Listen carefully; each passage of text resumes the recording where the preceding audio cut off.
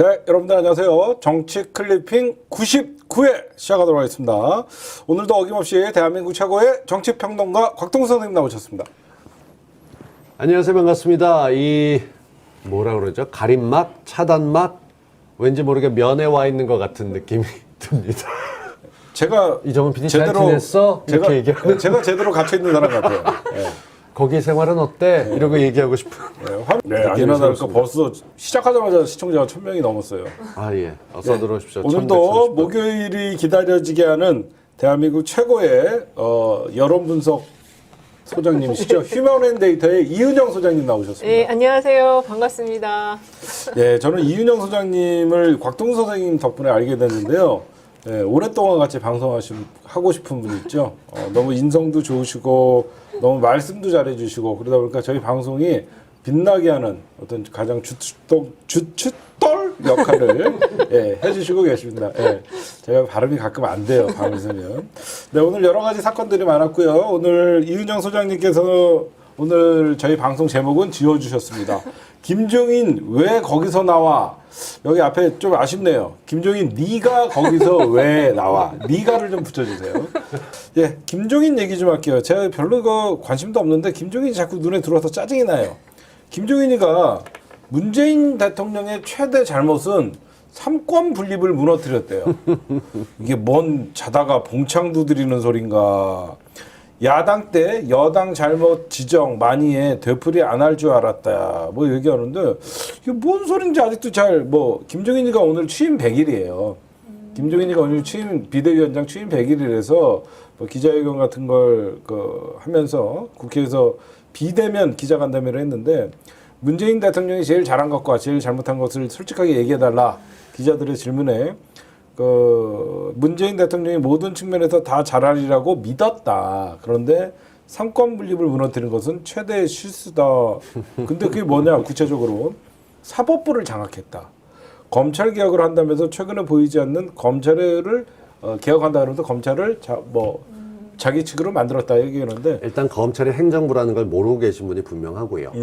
행정부 내에서 외청이죠. 있는 거니까 그것도 부처도 아니고 외청입니다. 네. 근데 그걸 모르고 있는 분이 사법부 개혁했으면 오늘 조국 전 장관이 거기 나가서 증언하겠어요? 장악했으면? 하여튼 삼권 분립을 무너뜨렸다 그러면요. 니넨 죽었어. 옛날에. 그 얘기를 해주고 싶어요.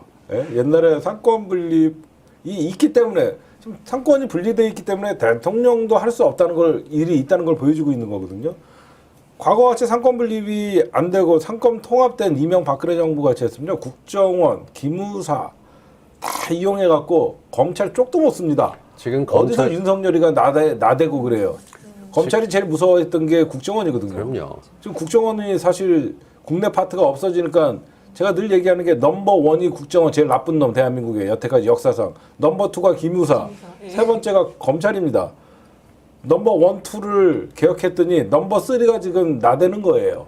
민정수석이 무소불위의 힘을 가지고 온갖 일을 다 할 수 있던 시대가 있었는데 그때 경험했던 분들이 여전히 그럴 줄 알고 딴소리들 하고 있었던 게 조국 장관 재판의 핵심이고 지금 같은 경우 김종인은 그때처럼 하고 있었으면은 삼권 분립 같은 거 할 필요가 없는 거죠. 근데 지금 자신은 놓고 앉아서 뭘 잘못했다라고 얘기는 하고 싶은데 이게 말이 되는 얘기예요? 말도 안 되잖아요. 이당저당 김종인 선생은 보면 지가 삼권 분립이 없던 국보위 출신이잖아요. 맞습니다. 국보위 출신에서 전두환이 밑에서 87 헌법 개정안에 경제민주화 하나 넣었다고 경제는 제가 최고라고 파이어 요즘 계속 그거 갖고 지금 팔아먹고 다니는데 정말 이상한 게요. 원래 비상으로 한참 하다 보면 비상 사이렌 계속 울리면 상황 정리되면 우리 사이렌 끄고 정상체제 가지 않아요? 뭐 비대위원장 100일을 축하해. 100일 기념으로 이제 당대표를 취임하겠다. 이렇게 가야 정상 아니에요? 그렇죠. 이건 무슨 언제든지 말하실 때 그냥 치고 들어오세요. 네. 지금 김종인 하면 하실 말씀이 많을 것 같아요. 이당 저당 김종인 선생, 추호 김종인 선생이 왜 자꾸 이런 어떤 100일 기자 간담회 삼권 분립 얘기를 하고 왜 이러는 거라고? 그냥 본인이 대선 주제 등극했기 때문에 그런 거 같거든요. 이따가 그 여론조사에도 발표해 주세요. 예. 김종인이 거기서 왜 나와? 예. 그럼 바로 들어가 볼까요? 네. 우리 김종인 선생이 왜 거기서 기어 나와? 제가 붙인 제목입니다. 우리 이은영 소장님이 여론조사를 했습니다. 차기 대권 첫 여론조사를 리얼미터 거를 조사를 네네. 해갖고 오셨는데 좀 소개를 해주시죠. 근데 이거 이제 그 기자회견 아까 얘기하셨는데 그때도 기분 되게 좋았었다고 그러더라고요. 취재한 기자 얘기 들어보니까. 네네. 예, 리얼미터가 오마이뉴스 의뢰로 지난 8월 달에 네. 그 조사한 결과인데요. 24일에서 28일까지 이게 딱 전에 조사를 했어요. 네, 네, 네. 그래서 차기 대선 후보 조사 결과를 했는데 물론 1위는 이낙연, 이재명 지사 이렇게 두 분이 24.6, 23.3 이렇게 오차 범위 여권에서는 안에서 왔다 갔다 예. 하시네요. 약간 네. 이제 이낙연 당대표가 이제 약간 하락 추세 흐름이고 이재명 지사는 약간 상승 상승 추세인데 추세. 전대가 전에 했기 때문에 아마 좀 조금 바뀌었을 거예요. 이낙연 네. 대표가 더 올라갔을 가능성이 있고요. 네. 그다음에 이제 야권에서는 윤석열 그렇게 빼라 했는 본인도 요청을 했는데 네네. 오마이뉴스가 이게 대선 주자 그 제조기거든요. 안 뺐어요. 그랬더니 11.1%. 윤석열이. 예, 윤석열이 11.1% 나왔고 홍준표 5.0%, 오세훈 4.7%, 황교안 2.9% 아직 살아 있어요. 황교안. 한간이 2.9. 예, 그리고 이제 김종인이 이번에 들어갔거든요. 딴 데서 한 군데도 안 들었는데 여기서 들어갔는데 1.3%. 오. 김종인을 누가 하는 거죠? 이제 오마이에서 요구한 거 같아요. 오마이에서? 예. 넣고 돌려봐 줘요. 예, 한번 넣고 얼마나 자기 나쁘나. 들어갔으니까 좋아했겠네. 그렇게 나왔고 안철수 5.9%. 그래서 지금 이런 정도 순서가 나왔는데 자기가 1%인데 안철수가 5% 나오니까 안철수가 왜 얘기가 나오냐 이런 소리를 하는 거군요. 그렇죠. 이거 6%로 봐야 돼요. 그리고 이때 조사한 거 보니까 그 2,544명으로 표본수도 많더라고요. 그래서 신뢰 그 표본 이 정도면 오차는 많은 거예요? 많은 거예요. 이게 보통 1,000명 하는데 거의 네네. 2배 넘게 했기 때문에 네네. 표본 오차는 95% 신뢰 수준에서 플러스 마이너스 1.9% 포인트거든요. 네. 그래서 이제 앞으로 이 김종인을 계속 넣을 건지 아마 오마이는 계속 넣을 것 같은데 다른 데는 제가 보기에는 안 넣을 것 같긴 한데 네. 오마이가 이렇게 넣었으면 이게 이제 추세가 올라갈 건지 좀 봐줘야 되겠죠. 그 위에 지금 2%대 추미애 법무장관, 네. 심상정 정의당 대표가 2%고 네. 임종석 전 비서실장도 거의, 2%예요. 원희룡도 2.4%. 아니 2%도 안 되는 1.3% 아무리 첫짐이기만 하지만 선생님이나 저나 이름 넣어도 한 2% 나와요.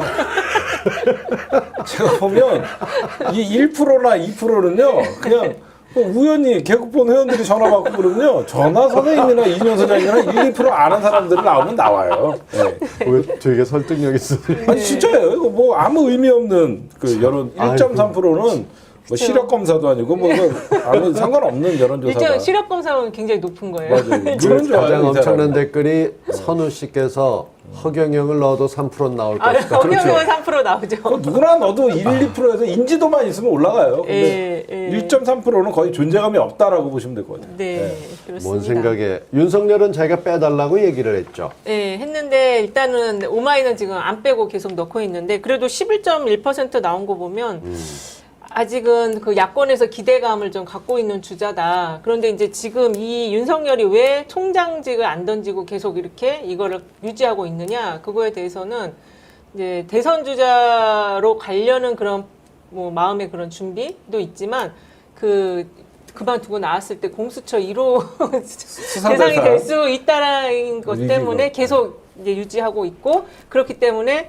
계속 이 조사상에서는 안 뺄 수가 없는 그런 약간 구조적으로 그런 구조가 있기 때문에 조금 보완해서 윤석열이 그만두고 나면 공수처 수사 대상 1호라고 하는 거는 우리 그 지지자들이랑 저희가 좀 얘기하는 건데 우리 이민영 소장님의 생각을 얘기해 주신 거예요? 아니면? 아니 그런 게 여러 가지 얘기들이 막 들리니까? 있더라고요. 예. 일단 윤석열 같은 경우 지금 주변에서 조언을 한다면 자리를 쥐고 계십시오 할 거예요. 네. 만약에 사표를 냈다면 그냥 수리될 리가 없고 나가기 전에 문제가 있는지 감찰을 통해서 깨끗하게 정리하겠다가 필요할 겁니다. 일반적인 경우라면 나가고 나게 되면 뭐 대한민국의 가장 큰 로펌들에서 엄청나게 뭐 월에 한 10억씩 줄 수 있겠죠. 그 정도를 주거나 해갖고 데려갈 수도 있어야 되는데 문제는 쳐다보는 눈이 있으니 이런 거 못합니다. 그러고 나면 윤석열이 할 수 있는 길은 두 가지뿐이에요. 수해 복구 가서 하던가 아니면 자원봉사에 가서 뭔가 돕던가 그러면서 이미지를 좋게 만들어야 되고 뭔가 큰 문제가 생겼을 때 작은 걸 들고 나서 이슈화시켜서 내가 검찰총장 오래 해봐서 아는데 끌고 가야 되는데 그걸 다 하기 싫을 겁니다. 이유가 공수처에 해당이 되건 안 되건 뭐 고위공직자가 벗어났기 때문에 전 고위공직자긴 하지만 분명히 칼날이 들어올 건 알고 있어요. 그러면 현직에 있는 게 그나마 버티기 좋다라고 하는 거기 때문에 어떤 오물을 뒤집었어도 자기 스스로 안 나가겠다는 건데 그래서 공수처법을 바꿔서라도 통과시켜서 빨리 초장을 뽑아야 되는 겁니다.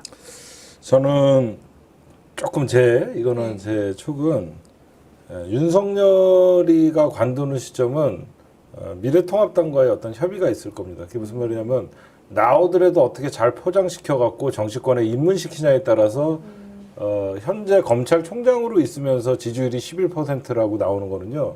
윤석열이가 정치를 한다고 선언을 하면서 들어오는 순간 지지율은 확 올라갑니다. 확 올라가고 저는 솔직히 야권에서 생각하고 있는 서울시장 후보는 이거는 제 생각엔 윤석열이에요. 아, 그런가요? 왜 그러냐면 이거는 그 어디에서도 얘기하지 않는데 안철수도 아니고 저는 왜 저렇게 여론조사나 미래통합에서 뜨냐면요. 진보와 보수를 떠나서 정광훈이의 광화문 테러를 굉장히 분노합니다. 코로나 확산에. 네. 그러면 뭐예요? 공권력이 살아있다는 걸 보여줘라는 문재인 대통령의 지시가 떨어졌단 말이에요. 네. 그럼 누가 봐도 공권력을 가장 강하게 집행할 수 있는 사람의 이미지는 윤석열이에요. 저는 그래서 윤석열이가 만약에 서울시장의 후보로 도전한다 그러면 내년 재보궐선거까지 코로나 전국이 이어질 경우에는 강함을 그 공권력을 제대로 집행할 수 있는 검찰총장 출신의 서울시장 후보가 나오면 저쪽의 승산이 크죠. 제가 보면. 그래서 저쪽은 윤석열을 어떻게 해서든지 포장시켜서 정치권에 입문시키는 과정이라고 생각해요. 그래서 윤석열이가 무슨 로펌에 들어가거나 저는 그런 일은 없을 것 같아요. 그러니까 개인적으로. 그 윤석열이 지금 그만두지 않고 끌고 간다고 하게 되면 뭐 이런 그림도 있죠. 지금 11% 정도 되는데 만약에 야권 단일 후보로 윤석열 가능성 높아라고 누가 중진이나 흘렸다고 쳐보죠. 그렇게 되면 지지율은 30%까지 튈 수 있습니다. 그렇게 되면 상대적으로 민주진영의 지지율은 빠질 수 있는 거죠. 그럼 둘이 합쳐서 비슷비슷하니까 해볼 만하던 착시 현상을 불러일으킬 수도 있는 상황이 될 수 있습니다. 저는 뭐가 됐건 윤석열로서는 지금 자리를 던져야 될 만한 이슈가 없습니다. 압박도 이 정도면 견딘 거예요. 많이 견뎠죠. 사실은 벌써 던졌어야 되거든요. 벌써 던져야 되는데 일반 상식으로 그러니까 딴 건 몰라도 공격력은 모르겠는데 요번에 검찰이 조국과 정경심 재판에 공격한 걸 보니까 공격력은 생각보다 허당이에요.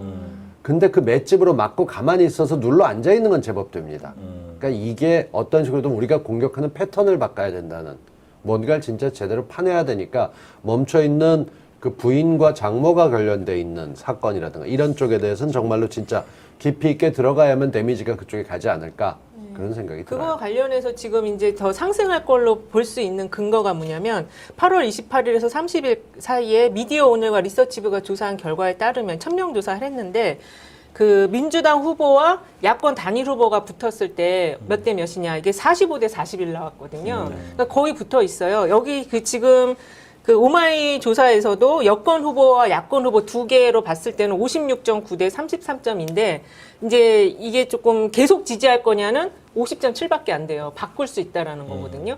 그래서 이런 조사 결과들을 놓고 보면은 윤석열이 만약에 이제 미통당하고 이렇게 잘 얘기가 돼갖고 꽃가마가 태워지면 지금보다 훨씬 더 거의 2배 이상 올라갈 가능성 그렇죠. 충분히 있죠. 충분히 이제 검찰총장으로 재직하면서도 지지율이 11% 나온다는 것은 네. 어떤 식으로 퇴임을 하고 어떤 식으로 포장을 그렇죠. 시켜서 정치권에 입문시키는 이 모든 계획은 윤석열의 생각이 아니에요, 여러분들. 늘 말씀드리지만 조중동과 설계자들의 생각이에요. 제가 보면 이 설계자들이 왜 자꾸 윤석열이를 끝까지 윤석열이는 지금 본인 스스로가 관두고 싶어도 여러 가지 자기 사건도 있고 아까 우리 이윤영 소장님이 말씀하셨듯이 공수처가 이제 정식적으로 출범되면 수사 1호 대상이 될 수도 있고 그래서 저는 윤석열이는 정계를 못 떠날 거라고 생각해요. 정계를 떠나고 권력을 놓는 순간 결국은 본인이 수사 대상이 될 수밖에 없죠. 안 그러면 정치 탄압으로 받아치면서 싸울 수라도 있는데 국정농단 그 박근혜 정부의 국정농단 이후에 황교안이가 정치 입문한 것은 황교안이는 본인도 결국 부역자였거든요. 국무총리로서. 그러나 황교안이가 미래통합당의 당대표가 되면서 사실상 면죄부를 받았거든요.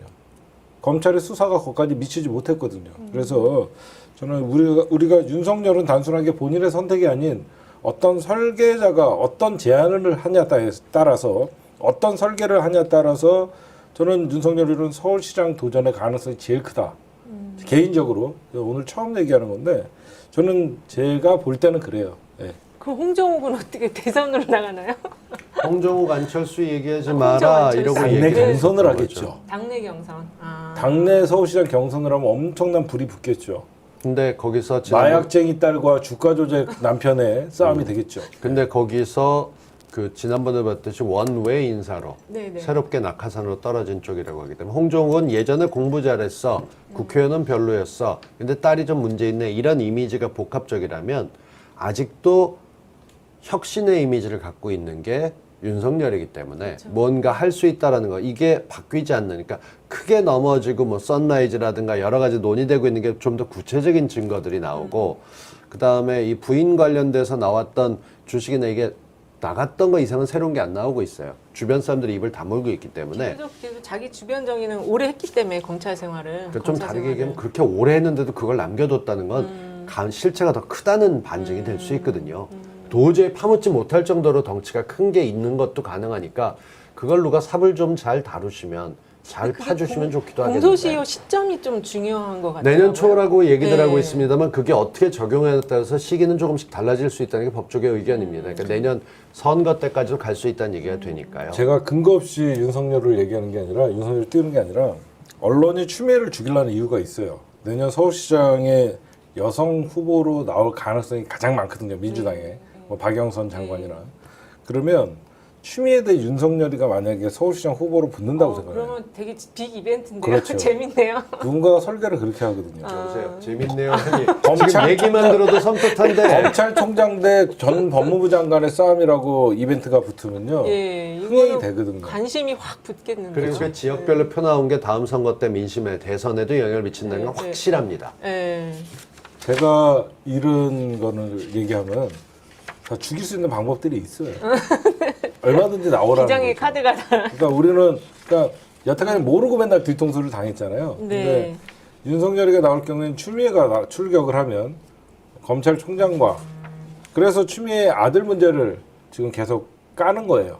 까면서 공정과 정의가 없다.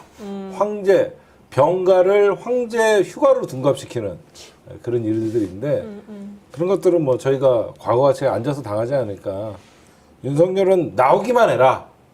제발 뭐든지 뭐 대권이건 뭐든지 정계 입문하기만 하는 순간 본인이 평생 선택한 것 중에 가장 고통스러운 일들을 당할 것이다. 이렇게 말씀드리고 싶어요.